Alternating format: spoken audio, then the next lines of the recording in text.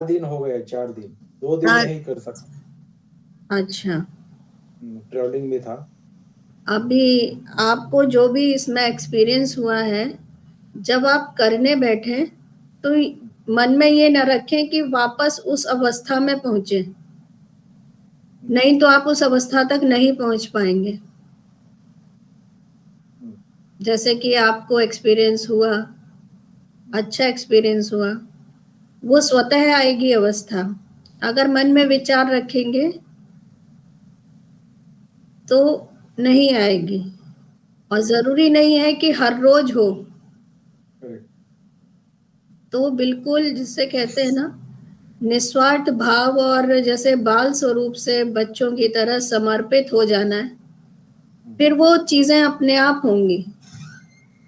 हम जब उसमें कुछ अपनी मंशा विचार रखते हैं तो उसमें बाधा आती है, हम ही बाधा बनते हैं। और जिसका भी वो अवस्था नहीं आ पाई है, तो वो ये ना सोचें कि ऐसा मेरे साथ क्यों ना हुआ। कारण कि आप एक प्रक्रिया से तो जुड़ ही जाते हैं। जिस समय आप उस अवस्था तक नहीं पहुंचते, उस समय आप देखते हैं कि आपके विचार लगातार आ रहे हैं। ये आपको लगता है कि विचार बंद नहीं हो रहे हैं।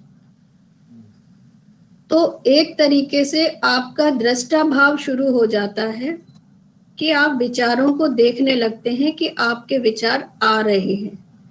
इसीलिए किसी भी अवस्था को, चाहे वो ध्यान तक पहुंचे ना पहुंचे, क्रिया की किसी भी अवस्था को बेकार नहीं समझना चाहिए, क्योंकि वो कहीं ना कहीं किसी ना किसी चीज की शुरुआत होती है।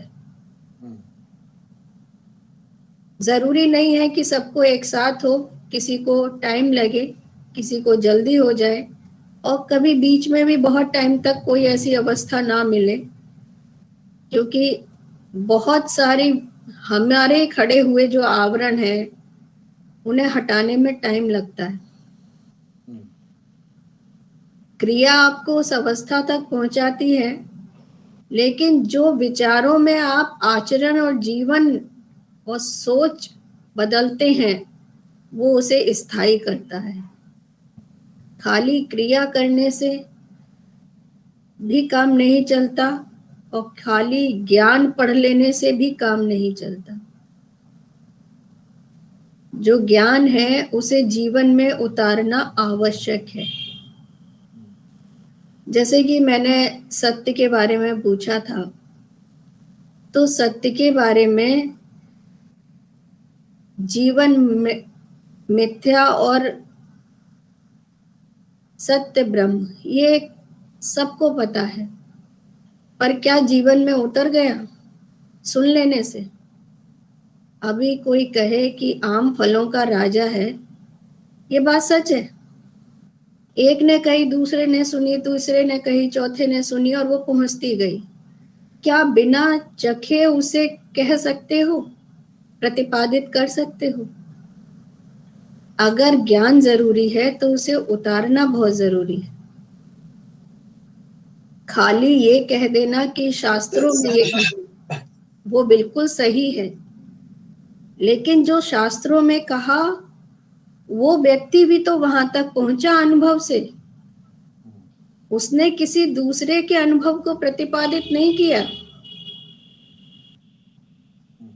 यानी वो खोज सत्य है, वो वचन सत्य है, लेकिन जो हम जीव हैं, आत्मा है, हम भी सत्य हैं, और वो उसने जो खोजा वो भी सत्य है। तो हमें अपनी अपनी खोज खुद करनी है।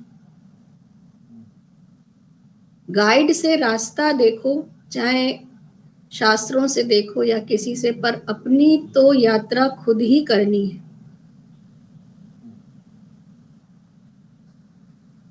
और आध्यात्म पूरी तरह प्रतिपादित है, वो सब आपको मिलेगा जो दूसरे ने खोजा।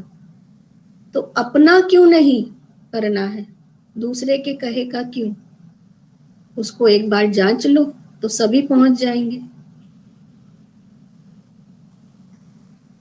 मैं जो कह रही हूँ वो क्लियर हो रहा है?